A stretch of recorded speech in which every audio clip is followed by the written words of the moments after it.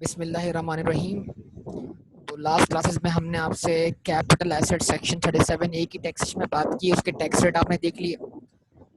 आज की क्लास में हमने क्वेश्चन सॉल्व करना है, लेकिन क्वेश्चन सॉल्व करने से पहले हम लॉसेस के हवाले से बात कर लें। सबसे पहली बात जो आपको समझने की ज़रूरत है, वो समझने की ज़रूरत ये है कि कैपिटल एसेट की मुख्तलिफ टाइप्स हैं। तो कैपिटल एसेट को आप क्या करें, एक कम्युनिटी मान लें। उस कम्युनिटी में मुख्तलिफ ख़ानदान हैं। एक ख़ानदान सेक्शन 37A के नाम से जाना जाता है, फिर उनके सब खानदान है। ठीक है जी। एक खानदान सेक्शन 37 के नाम से जाना था, लेकिन उसके अंदर फर्दर कैटेगरीज बन गई, इमूवेबल प्रॉपर्टी हो गई। सेक्शन 38 सब सेक्शन 5 का लॉस हो गया, या सेक्शन 30 सेक्शन 5 के कैपिटल एसेट हो गए, या अदर कैपिटल एसेट हो गया। तो पहला उसूल लॉस के हवाले से। ठीक है, पहला उसूल किसके हवाले से? लॉस के हवाले से। वो लॉस के हवाले से उसूल क्या है कि सेक्शन 38 सब सेक्शन 5 में अगर लॉस हुआ, वो लॉस एडजस्ट होगा ही नहीं, वो लॉस लैप्स कर जाएगा। क्लियर? उस लॉस को आप किसी भी किस्म के कैपिटल गेन से एडजस्ट नहीं कर सकते। क्या ये बात सबको क्लियर है? Section 38 sub section 5 movable personal assets, sculpture, antiques, painting, drawings, बताइए बेटा, रिस्पॉन्स दीजिए। Jewellery, first day cover. तो सेक्शन 38 सब सेक्शन 5 का जो लॉस है, वो लॉस ना एडजस्ट होगा ना कैरी फॉरवर्ड होगा, वो लॉस लैप्स होगा, खत्म। उस लॉस का कोई कुछ भी नहीं है। आप वो लॉस अपने पास संभाल के रखें, एफबीआर के पास लेके मत आइएगा। ठीक है जी। इनकम टैक्स डिपार्टमेंट उस लॉस को एक्सेप्ट नहीं करेगा, लॉस को एक्सेप्ट नहीं करेगा। अच्छा, अब बारी आती है सेक्शन 37A की। तो 37A एक बड़ा स्पेशल खानदान है, ठीक है ना।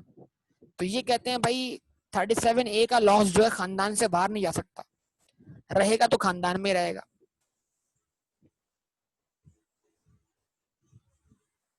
यानी 37A एक ऐसा सेक्शन है जो अपने लॉस को किसी और सेक्शन के कैपिटल एसेट से मैच होने नहीं देता। वो कहता है अगर लॉस होगा तो उस लॉस को एडजस्ट करने के लिए गेन भी सेक्शन 37A का ही होना चाहिए। हाँ, लेकिन 37A का जो कैपिटल गेन है, वो दूसरे खानदान का लॉस एक्सेप्ट कर लेता है। यानी आप 37A के लॉस को सेक्शन 37A की ही किसी कैपिटल गेन से एडजस्ट कर सकते हैं। मिसाल के तौर पर आपके पास दो मुख्तलिफ पब्लिक लिस्टेड कंपनी के शेयर्स, जो पब्लिक कंपनी है। एक लिस्टेड कंपनी के शेयर्स पर आपको 5 लाख रुपए गेन हुआ है, और दूसरी लिस्टेड कंपनी के शेयर्स पर आपको 2 लाख रुपए क्या हुआ है, लॉस हुआ है। तो क्योंकि दोनों के शेयर्स जो हैं वो कहाँ फॉल करते हैं, सेक्शन 37A में, तो लिहाजा अब 5 लाख के गेन से 2 लाख का लॉस मैच हो सकता है, बिल्कुल हो सकता है, इसलिए कि खानदान सेम है। अच्छा, सिनेरियो नंबर 2 बनाते हैं। सेक्शन 37A में आपके पास लॉस है 2 लाख रुपए का, और 6 लाख का गेन है सेक्शन 37 में।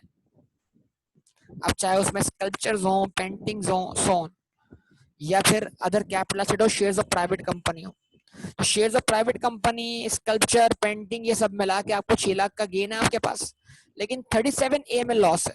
तो 37A का लॉस खानदान से बाहर नहीं जाएगा। मतलब 37A, क्योंकि जो अभी आपके पास कैपिटल गेन है वो 37 का है, 38 सबसेक्शन 5 का है। तो 37A के लॉस को इजाजत नहीं है कि वो 37 के गेन से या 38 सबसेक्शन 5 के गेन से क्या हो जाए, एडजस्ट हो जाए। तो loss on disposal of securities under section 37A shall be what? Set off मतलब उनको एडजस्ट किया जाएगा only against the gain from any other securities under section 37A। ठीक है जी।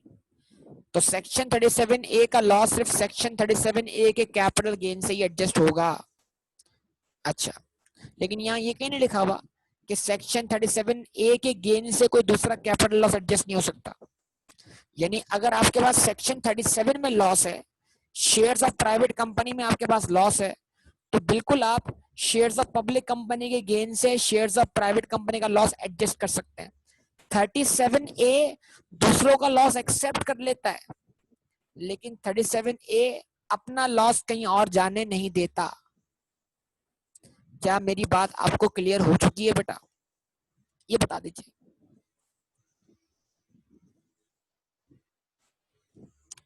अच्छा, तो वो जो अगर आज हमारे पास मौजूदा टैक्स ईयर में हमारे पास सेक्शन 37A में सफिशिएंट इनकम मौजूद नहीं है उस लॉस को एडजस्ट करने के लिए, आप क्या करें? तो फिर उस लॉस को आप कैरी फॉरवर्ड करें। माजी में तो ये अलाउ नहीं था, ये भी लैप्स हो जाता था, लेकिन अभी जो टैक्स रेट ऑन 20 इसमें सेक्शन 37A का लॉस अगर एडजस्ट ना हो पाए पूरी तरह या पार्टली, तो जो अनएडजस्टेड पोर्शन है उसको आप अगले टैक्स ईयर में कैरी फॉरवर्ड करें। तो लिखा हुआ क्या आ गया? Any unadjusted loss shall be carried forward to the subsequent 3 tax years that can only be adjusted against section 37 है। मतलब अगर जिस साल लॉस है उस साल 37A में इनकम नहीं है, कम इनकम है, तो आपका लॉस पूरी तरह एडजस्ट नहीं हो पाएगा या एडजस्ट ही नहीं हो पाएगा। तो उस लॉस को कैरी फॉरवर्ड करें अगले टैक्स ईयर में। मतलब अगर लॉस 2020 में हुआ है तो 2020 में आपके पास 37A में इनकम नहीं है, तो उसको आप कैरी फॉरवर्ड करें 2021 में, 2022 में, 2023 में, और 21 में अगर आपके पास 37A की इनकम एडजस्ट कर दें, नहीं है तो 22 में देख लें, 22 में नहीं है 23 में देख लें। अगर इन 3 साल में भी एडजस्ट नहीं कर सके तो आपका लॉस जो हो जाएगा वो लैप्स हो जाएगा, मतलब इससे आगे ज्यादा आप उसको कैरी फॉरवर्ड नहीं कर पाएंगे। ठीक है जी, ये सारी बातें उम्मीद करता हूं आपको समझ लग रही होंगी।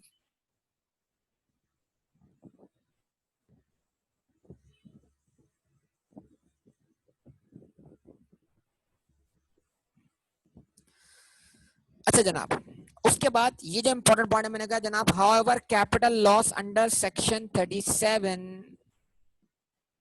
Can be adjusted against capital gain of section 37। मैंने क्या बोला? 37A अपने लॉस को कहीं जाने नहीं देता, लेकिन 37A दूसरे के लॉस को एक्सेप्ट कर लेता है। तो सेक्शन 37 का लॉस सेक्शन 37A की इनकम से कैपिटल गेन से एडजस्ट किया जा सकता है। उसके बाद हाँ 38 सबसेक्शन 5 का लॉस तो एडजस्ट होगा ही नहीं, वो उसको तो अलाउ नहीं है कहीं जाना। ठीक है जी, तो 38 सबसेक्शन 5 का लॉस मुकम्मल तौर पे क्या होगा? लैप्स होगा। तो ये जब आप सारी बातें सुन लेते हैं तो अब इस बेस पर आप तैयार हो जाते हैं कुछ प्रैक्टिकल क्वेश्चन सॉल्व करने के लिए। ठीक है जी, तो स्टार्ट करते हैं। ये क्वेश्चन है 8.1 के नाम से, जो कि आई कैप में आया हुआ था। ZA, असल में इनका नाम जिया है, जिया के नाम से आया था, तो इन शॉर्ट सर ने क्या कर दिया, उसको ZA कर दिया। Mister ZA inherited certain assets from his father। तो अगर ZA जिया जो है अपने बाप से एसेट इनहेरिटेंस में हासिल कर रहा है, तो जिस वक्त ये इनहेरिटेंस परफॉर्म हो रहा है उस वक्त क्या अप्लाई होगा? नॉन रिकग्निशन रूल्स, यस और नो? जवाब दें आप। फ्रॉम हिज फादर, तो वो कैपिटल एसेट डिस्पोज ऑफ हुआ फादर के पास से और आए किसके पास? ट्रांसफर कौन था? फादर था। और ट्रांसफरी कौन था? जिया, ZA। और ये ट्रांसफर कब परफॉर्म हुआ? 2012 में। इस तरह सोच लीजिए। तो बाप के पास कोई यानी फादर के पास कोई कैपिटल गेन अराइज नहीं होगा, इसलिए कि इनहेरिटेंस में जो प्रॉपर्टी ट्रांसफर होगी, जो कैपिटल एसेट ट्रांसफर होंगे, उस पर हम क्या अप्लाई करते हैं? Non recognition rule. तो उन सिचुएशन में कोई कैपिटल गेन या लॉस अराइज नहीं होगा, बस शर्त है कि रेसिपिएंट क्या हो? रेजिडेंट हो। मतलब ZA जिया रेजिडेंट होना चाहिए, और अगर कुछ नहीं लिखा हुआ तो हम उसको रेजिडेंट अज्यूम कर लेंगे बिल्कुल। यस और नो बताइए। खैर, तो जिस वक्त ये इनहेरिटेंस के अंदर प्रॉपर्टीज या कैपिटल एसेट ट्रांसफर हुए, उस वक्त उनकी फेयर मार्केट वैल्यू क्या थी? ये फेयर मार्केट वैल्यू जो है वो रेसिपिएंट की यानी ट्रांसफरी की क्या बन जाएगी? कॉस्ट बन जाएगी, जिस पर वो अपना कैपिटल गेन वर्कआउट कर सकता है जब वो फ्यूचर में उसको डिस्पोज ऑफ करेगा। यस और बताइए।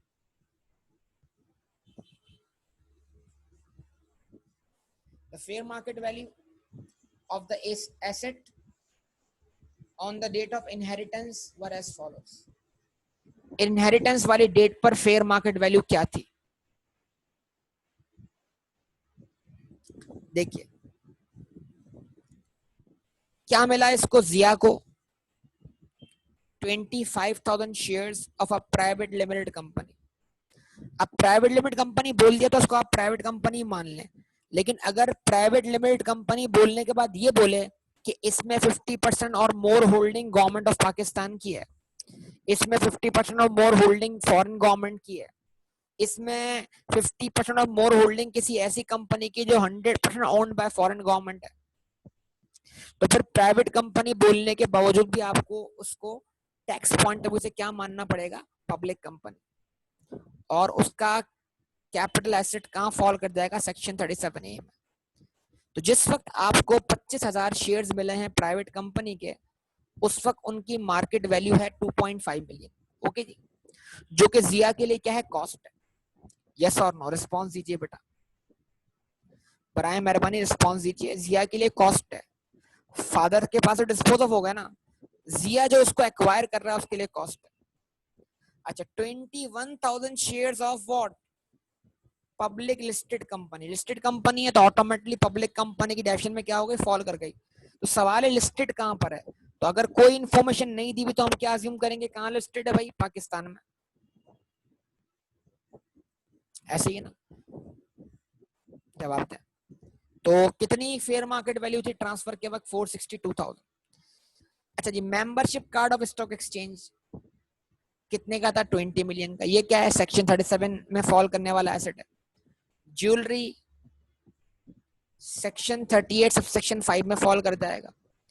तो मेंबरशिप कार्ड उस वक्त कितने का था, 20 मिलियन का था, और ज्वेलरी कितने की थी, 1.5 मिलियन की थी। यस और नो बताइए, जवाब दीजिए।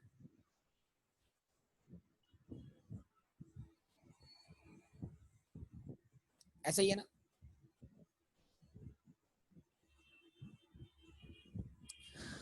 अब ZA के आने के बाद ZA जो ट्रांजेक्शन परफॉर्म करेगा तो ZA के ऊपर ZA के लिए हमें कैपिटल गेन वर्कआउट करना पड़ेगा।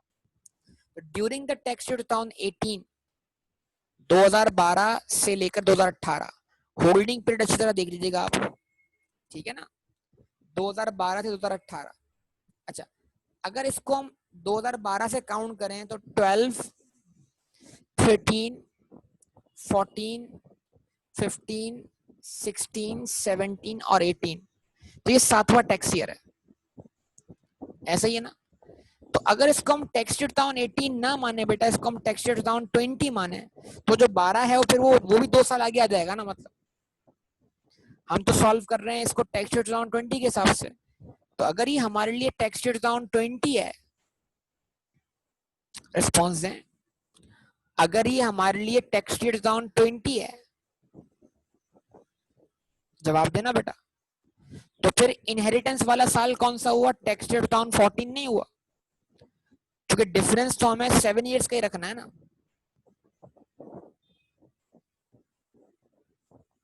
यस और नो, वैसे डिफरेंस 6 साल का, लेकिन जो पहला साल है उसको काउंट करने के बाद आंसर जो है 7 ईयर बनता है। तो अब इसको इस तरह सॉल्व करें कि इनहेरिटेंस वाला ईयर जो है वो 2014 है और करंट ईयर 2020 है, ताकि आज के टैक्स ईयर के हिसाब से हम इसको सॉल्व कर सकें। यस और नो, जवाब दीजिए। सही है। अच्छा जी, उसके बाद अब हो क्या रहा है,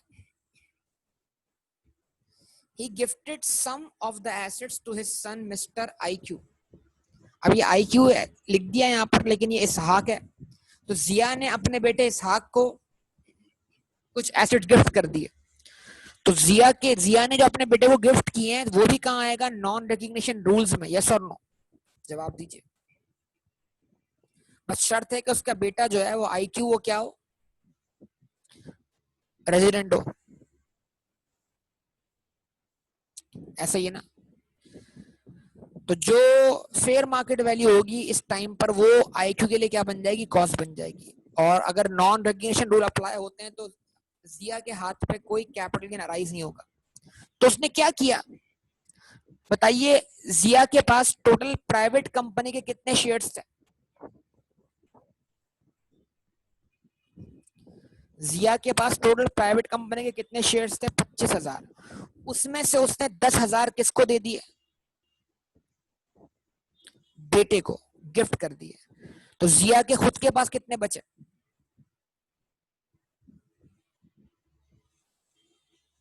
15,000। 15,000 उसके पास बाकी है, वो चाहे तो उसको बेच सकता है। अच्छा, पब्लिक कंपनी के कितने शेयर्स थे जिया के पास?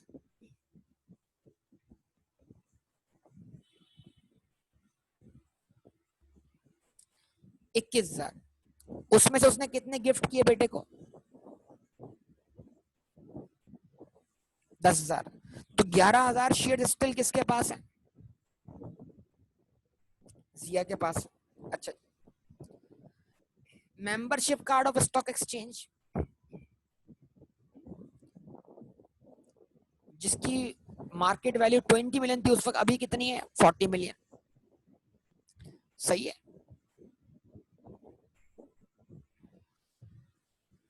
सही है ना? वो उसने किसको दे दिया? आपने बेटे को गिफ्ट कर दिया। और गिफ्ट करते वक्त मार्केट वैल्यू कितनी है? 40 मिलियन। क्लियर?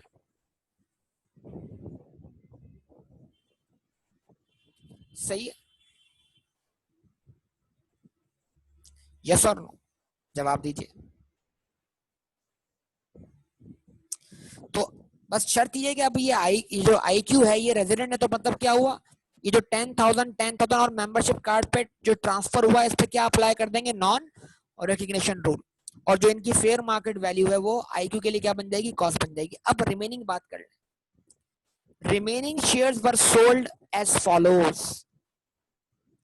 क्या किया जिया ने?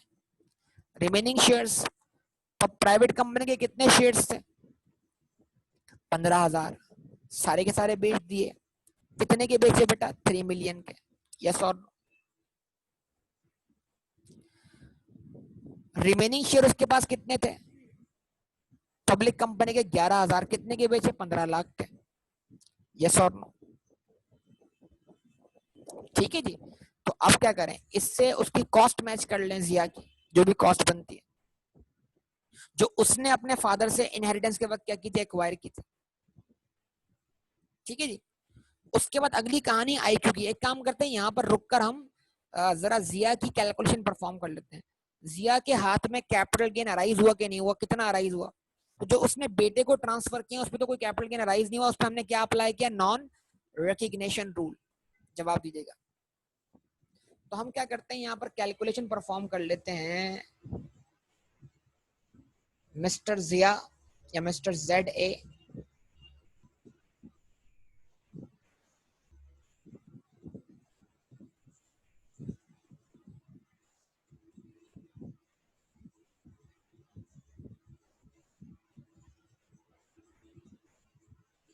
Taxable income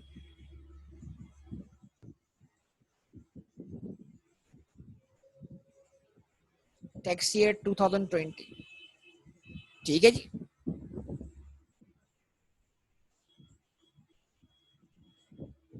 rupees.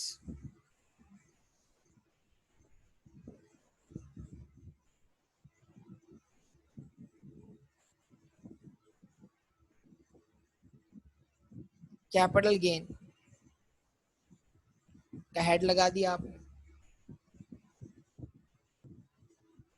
ठीक है, सबसे पहले सेक्शन 37। सेक्शन 37 में फॉल करने वाले कैपिटल एसेट को जरा वर्कआउट कर।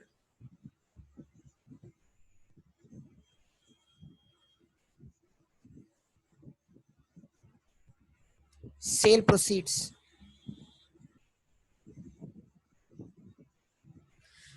जरा बताइए जिया ने प्राइवेट कंपनी के शेयर्स को कितने का बेचा भाई?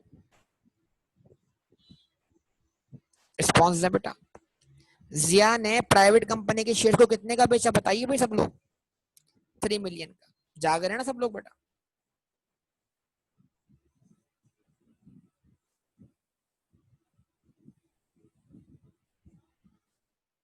लेस कर लें क्या?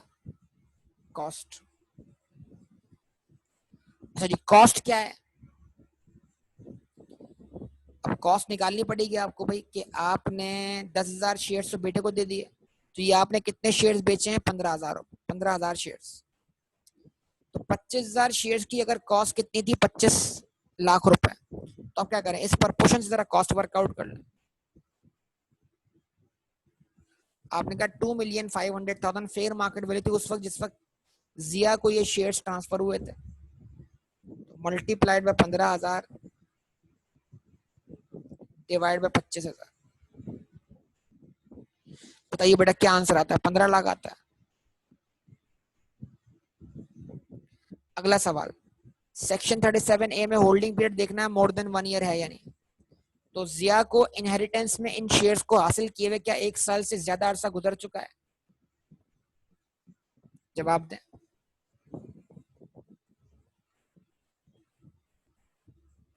गेन कितना हुआ उसको? 15 लाख का।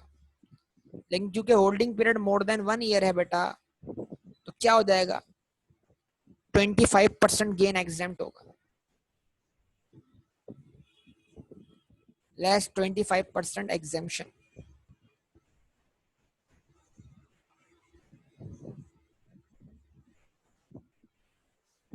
कितना?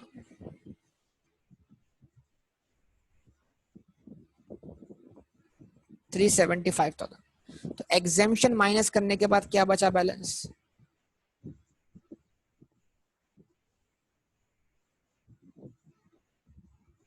1,125,000। ठीक है। अच्छा, उसके बाद आगे बात करते हैं, फर्दर बात करते हैं। बोलिए। सेक्शन 37A की बात कर लें।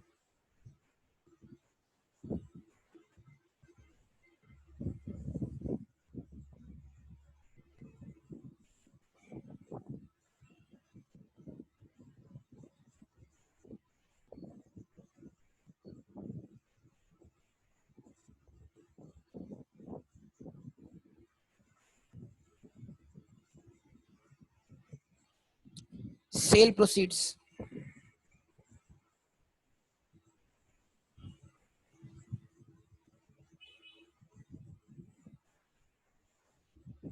कितनी है बेटा सेल प्रोसीड? बताइए, आप लोग जवाब ही नहीं दे रहे बेटा, क्या करें?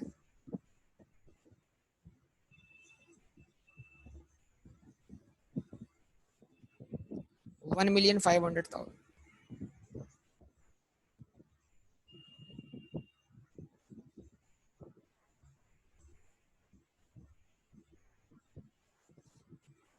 लेस क्या कर दें? कॉस्ट। कॉस्ट कैसे निकालें भाई? इनहेरिटेंस के वक्त 21,000 शेयर की कॉस्ट कहती है 462,000।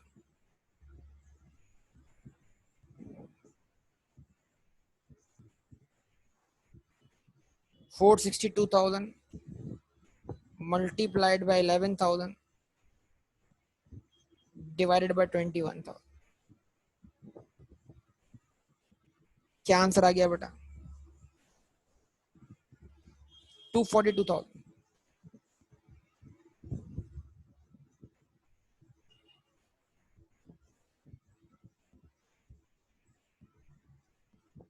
कितना कैपिटल गेन आ गया? 1,258,000।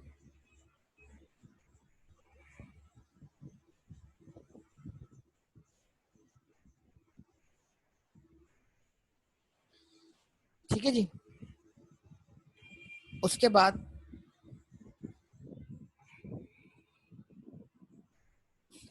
1,258,000 ये आ गया, लेकिन ये सेपरेट ब्लॉक है, आप इसको ध्यान में रखिएगा। अगर कोई और हेड अवेलेबल नहीं है तो यही आपकी टोटल टैक्सेबल इनकम।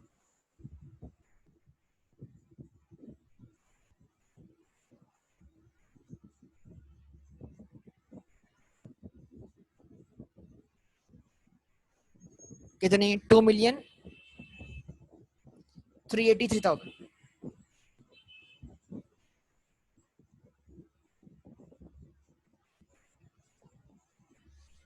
ठीक है जी। जब आप इसमें से लेस करेंगे सेपरेट ब्लॉक ऑफ इनकम,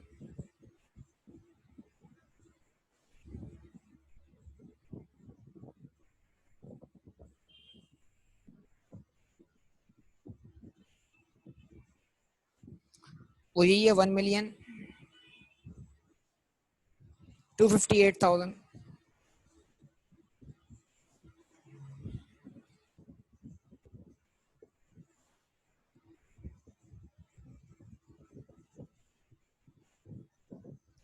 ठीक है जी।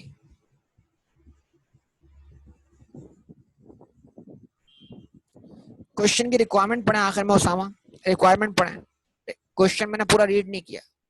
नोशनल एक्सपेंस आएगा, बिल्कुल सही कह रहे हैं आप, लेकिन क्वेश्चन ये कहता है कि नोशनल एक्सपेंस अज्यूम करें कॉस्ट में शामिल है। ठीक है, क्वेश्चन में लिखी हुई बात। तो फिर लोग यहाँ पे समझ लें एक तरह से इग्नोर किया गया इस बात को, ताकि बेसिक आपको समझ में आ जाए। आगे चल के कंसीडर करेंगे इसको। टैक्सेबल इनकम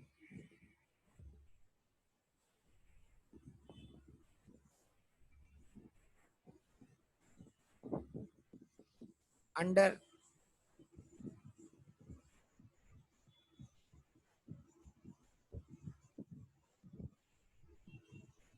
नॉर्मल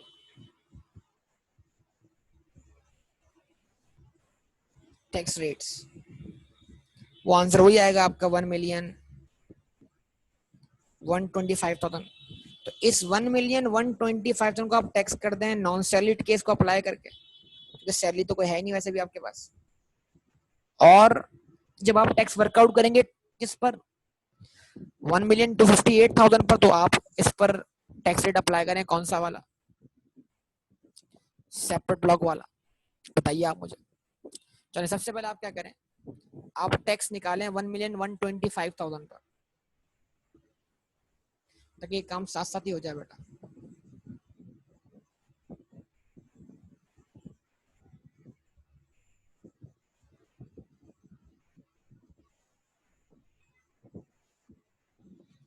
चलिए यही वर्कआउट कर लेते हैं।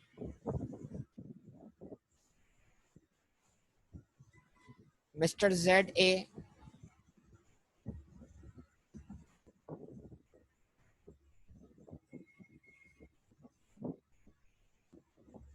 टैक्स लायबिलिटी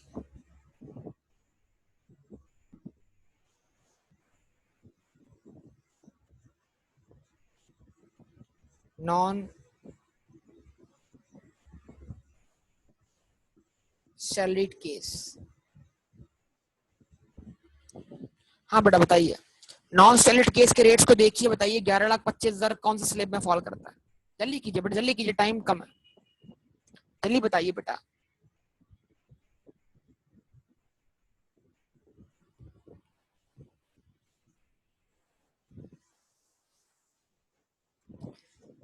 रिस्पॉन्स दीजिए, बराए मेहरबानी रिस्पॉन्स दीजिए।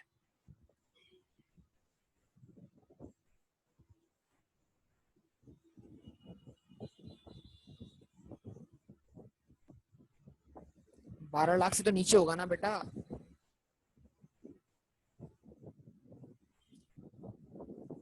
8 लाख का स्लेब है भाई, 12 लाख से तो नीचे होगा ना, 11,25,000 है ना यार। तो 12 लाख से तो नीचे हुआ ना यार, क्या कर रहे हो आप लोग यार।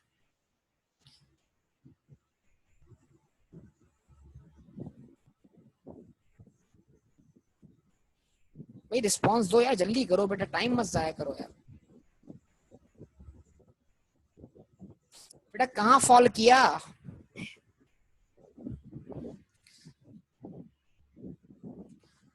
मिनिमम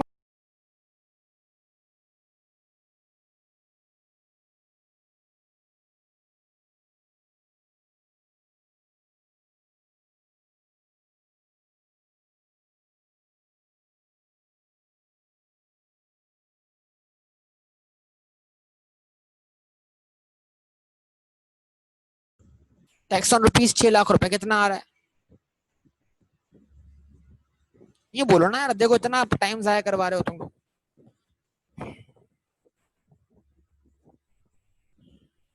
इतने दिनों में ये भी भूल गए हो मतलब। टैक्स ऑन रुपीज 600,000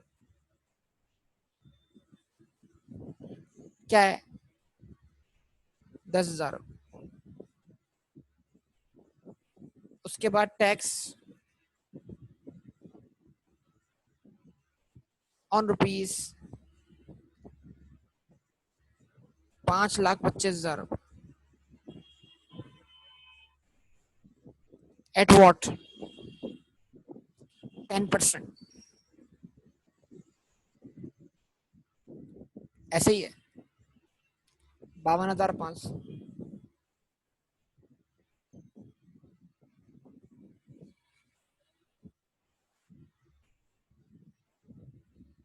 सम कितना हुआ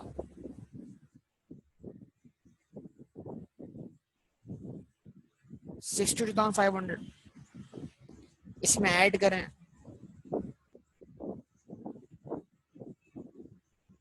tax on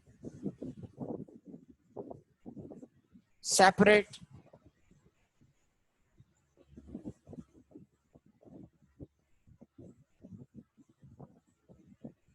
block of income.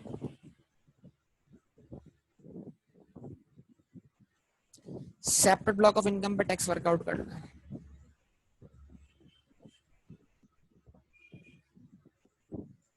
ठीक है, तो सेपरेट ब्लॉक ऑफ इनकम पे टैक्स कैसे वर्कआउट करेंगे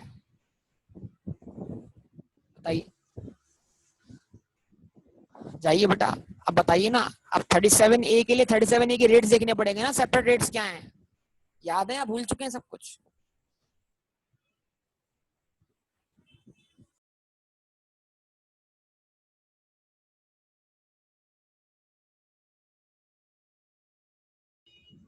जी बेटा बताइए। तो चूंकि ओरिजिनल क्वेश्चन में तो 2012 लिखा था ना, लेकिन हम उसको 2020 के हिसाब से लाए तो 2 साल वो आगे हो गया। तो उस हिसाब से जरा सोचें कि where security was acquired between 1 July 2013 to 30 June 2016, मतलब अगर ये सिक्योरिटीज आपने इनहेरिटेंस में हासिल की थी 14 में, तो वो फॉल करती हैं इस सेकंड सीरियल नंबर के अंदर। यस और नो बताइए आप लोग, मुझे रिस्पॉन्स दीजिए बेटा। इस सेकंड सीरियल नंबर में फॉल करती है कि नहीं करती, बताइए, रिस्पॉन्स दीजिए। तो इस हिसाब से आपका टैक्स रेट कितना होना चाहिए, 7.5%। किस वैल्यू पर, पूरी वैल्यू पर, पूरी वैल्यू पर। तो आप टैक्स निकाल लीजिए। तो आप बोले टैक्स ऑन रुपीज 1,258,000 एट 7.5%। कितना, 12,58,000 का 7.5% कितना बना, बोलिए।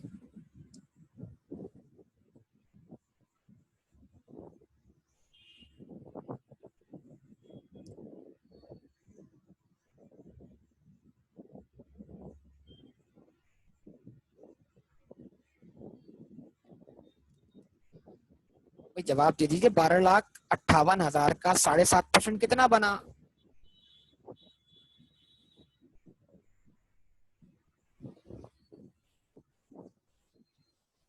94,350।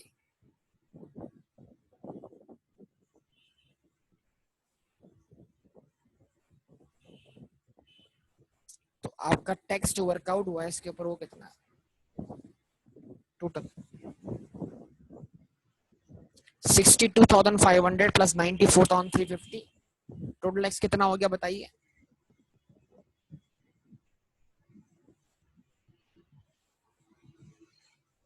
बोलिए बेटा, टोटल टैक्स कितना हो गया।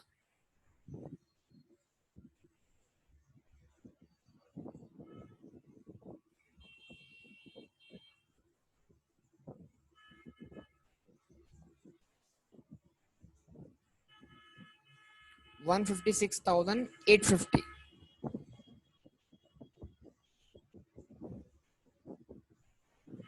ये आपके सामने आंसर आ गया। तो मैंने साथ साथ टैक्स इसलिए वर्कआउट कर दिया। वैसे तो कोई और इनकम है तो वो भी देखनी पड़ेगी आपको, तमाम हेड्स ऑफ इनकम को देखना पड़ेगा, लेकिन आपको समझा दिया है कि भाई ये टैक्स कैसे वर्कआउट होगा। ठीक है, यस और नो बताइए, जवाब दीजिए बेटा।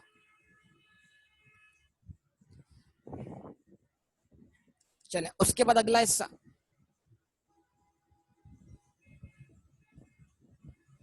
अगला हिस्सा क्या है?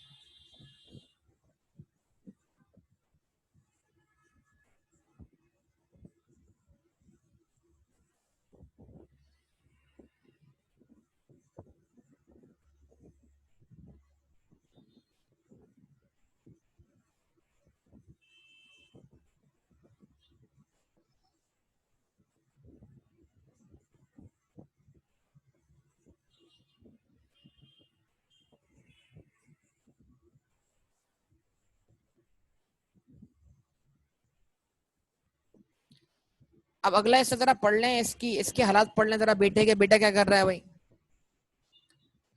बेटा एक अलग पर्सन है ना बेटा। चलो भाई अब बेटे की कहानी सुन लो। बाप को तो एसिड मिले थे इनहेरिटेंस में, बेटे को मिल गए एसिड गिफ्ट में। और गिफ्ट में एसिड मिलते क्या कर दिया, बेटे की जरूरतें कुछ ज्यादा थी, तो बेटे ने इंतजार ही नहीं किया, गिफ्ट मिलते ही 8 महीने बाद क्या कर दिया, तमाम चीजें बेच डाली। ठीक है जी, लिखा हुआ क्या आ रहा है? Mister IQ sold all the assets, तमाम एसेट बेच दिए उसने, ट्रांसफर थ्रू गिफ्ट, जो उसको मिले थे गिफ्ट में, in the same year 8 months after the date of gift. मतलब इनमें से किसी भी एसेट का इसका होल्डिंग पीरियड जो है वो मोर देन 1 year नहीं है। ऐसे ही है। रिस्पॉन्स करो बेटा, रिस्पॉन्स करो। शेयर्स ऑफ प्राइवेट कंपनी कितने के बेचे? 25 लाख के। शेयर्स ऑफ पब्लिक कंपनी कितने के बेचे? 15 लाख के। Membership card of stock exchange कितने का बेचा? 55 लाख। दो इसके पास एसेट सेक्शन 37 वाले हैं और एक जो है वो 37A वाला है। यस और नो, जवाब दीजिए।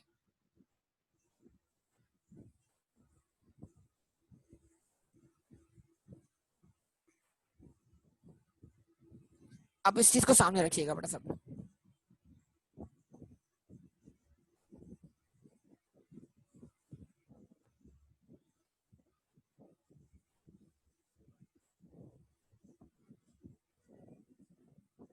Mister IQ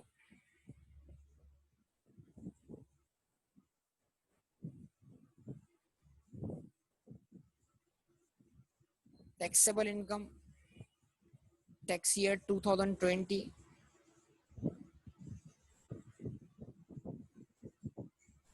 rupees and rupees. ठीक है जी, और लगा दी हमने यहाँ पर हेडिंग किसकी? कैपिटल गेन की।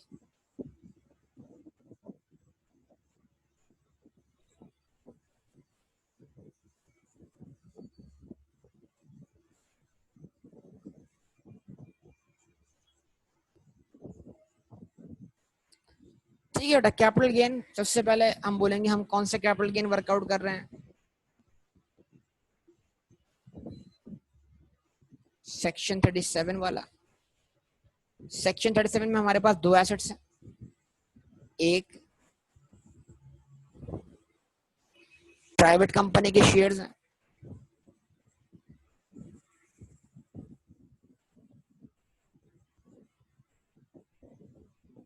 Shares of private company.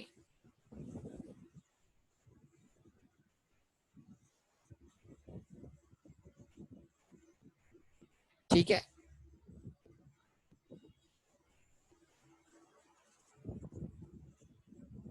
Shares of private company, cell proceed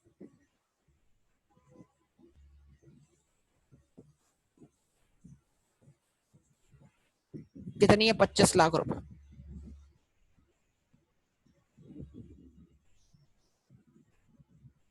cost inheritance के वक्त जो फेयर मार्केट वैल्यू थी वो कॉस्ट थी, कॉस्ट है 20 लाख रुपए। ठीक है जी,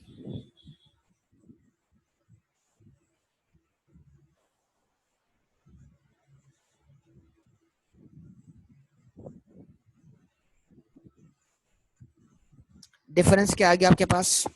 5 लाख रुपए। 5 लाख क्या हो गया? कैपिटल गेन हो गया।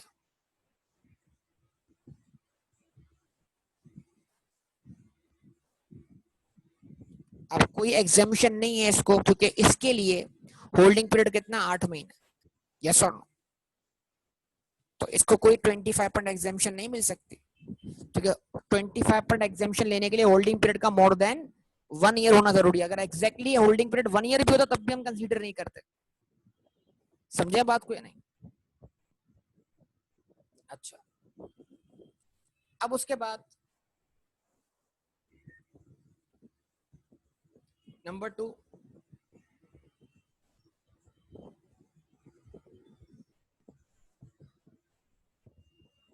Membership card.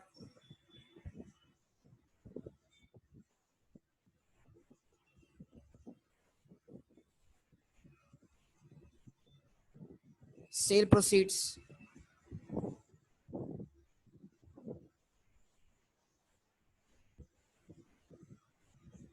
तो सेल प्रोसीड कितनी है? 55 मिलियन है बेटा।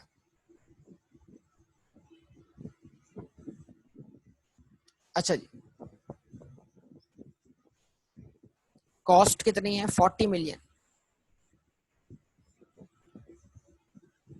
इनहेरिट गिफ्ट के वक्त जो फेयर मार्केट वैल्यू थी। तो बेटा कैपिटल गेन कितना आ गया? 15 मिलियन। और इस पर भी कोई 25% एग्जामिशन नहीं मिलेगी। क्यों?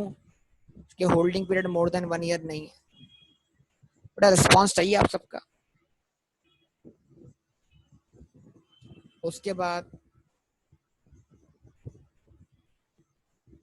Section 37A,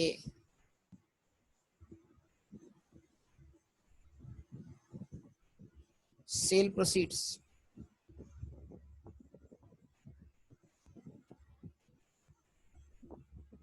1,500,000। कॉस्ट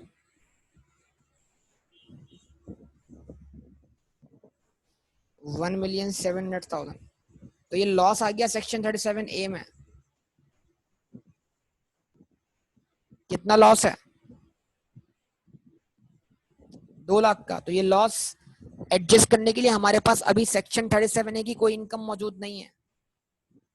तो ये लॉस किसी इनकम से एडजस्ट नहीं होगा सिवाय अपनी इनकम से, अपने खानदान से।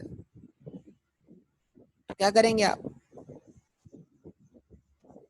कैरी फॉरवर्ड कर दें टू नेक्स्ट टैक्स ईयर, यानी फिलवक्त इस लॉस को निल कर दें, क्लेम ना करें, और इसको अगले टैक्स ईयर में क्या कर दें? कैरी फॉरवर्ड कर दें।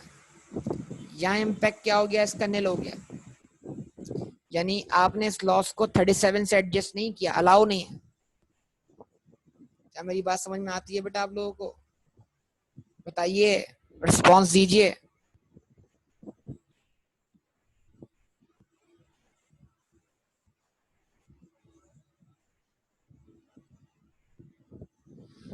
तो टोटल इनकम बन गई आपकी कितनी? 15,500,000। और ये नॉन सैलरीड से क्या हो जाएगी? टैक्स हो जाएगी, क्योंकि इसमें कोई सेपरेट ब्लॉक ऑफ इनकम शामिल नहीं है। 15,500,000 क्या है? Taxable income.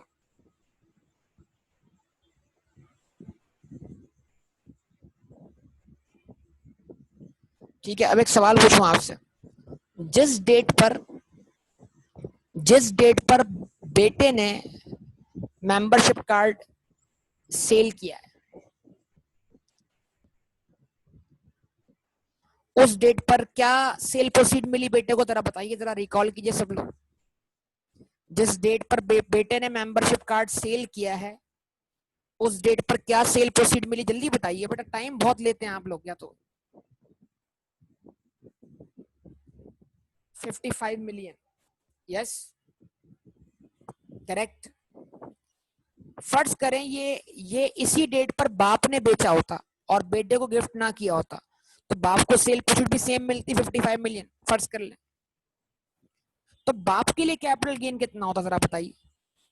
अगर बाप ने गिफ्ट ना किया होता बेटे को, जिया ने आईक्यू को गिफ्ट ना किया होता बल्कि जिया ने खुद बेचा होता कितने का, 55 मिलियन का, तो जिया के लिए कैपिटल गेन कितना होता?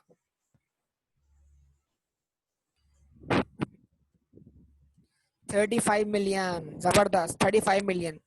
और इसका 25% हिस्सा जिया के लिए एग्जेम्प्ट होता क्योंकि जिया का holding period more than 1 year होता। जवाब दो बेटा। भाई उसामा, सिंपल सी बात कर रहा हूं यार कि अगर ये कैपिटल मेंबरशिप कार्ड बाप ने बेटे को गिफ्ट ना किया होता और बाप ने खुद बेचा होता 55 मिलियन का, तो बाप का कैपिटल गेन कितना होता? जवाब क्या मिला? 35 मिलियन। अब क्योंकि बाप का holding period more than 1 year था तो उसको उसको कितना एग्जेम्पशन मिलता? 35 मिलियन का 25%। तो बचता कितना? बचता कितना? बचता कितना? जल्दी बताओ यार, जल्दी बताओ। 35 मिलियन का 75% निकालो यार।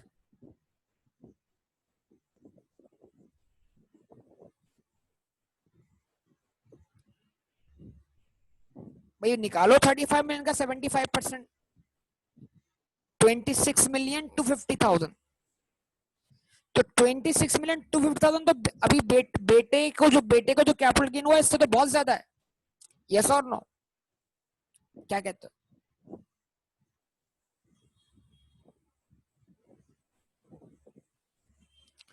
तो कोई टेक्निक समझ में आई आपको? कोई टैक्स प्लानिंग समझ में आई आपको? अगर एक कैपिटल एसेट इसकी वैल्यू बहुत इंक्रीज हो चुकी है, अगर आप उसको खुद डिस्पोज ऑफ करते हैं तो कैपिटल गेन बहुत ह्यूज आएगा। उस पर 25% एग्जेम्पशन क्लेम करने के बाद भी आपका अमाउंट ह्यूज टैक्स लग जाएगा। तो आपके पास एक ऑप्शन है। ऑप्शन क्या है? कि वो आप अपने बेटे को गिफ्ट करें, फिर बेटा बेटा डिस्पोज ऑफ कर दे। इससे फायदा क्या होगा? जो सेल प्रोसीड और बेटे की कॉस्ट का डिफरेंस होगा वो कम होगा। तो इस तरह कम गेन आएगा, कम टैक्स देना पड़ेगा, पैसे पूरे आपकी जेब में आ जाएंगे। क्या ख्याल है?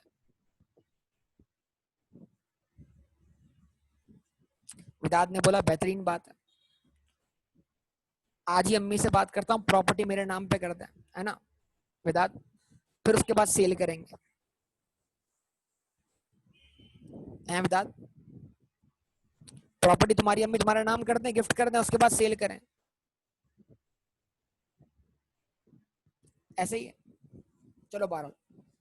तो यहाँ पर ही आपके सामने बात आ गई।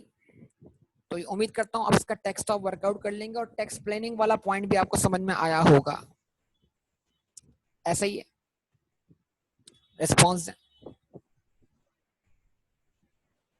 तो आगे की क्वेश्चन अब आप सॉल्व कीजिए। अब इसमें एक और क्वेश्चन है जिसके अंदर 38 सबसेक्शन 5 में भी लॉस है, ठीक है ना? वो आप देख लीजिए। तो मैं यहाँ तक स्टॉप करूंगा, इंशाल्लाह बाकी डिस्कशन करेंगे अगली क्लास में। ओके बेटा, अल्लाह हाफिज।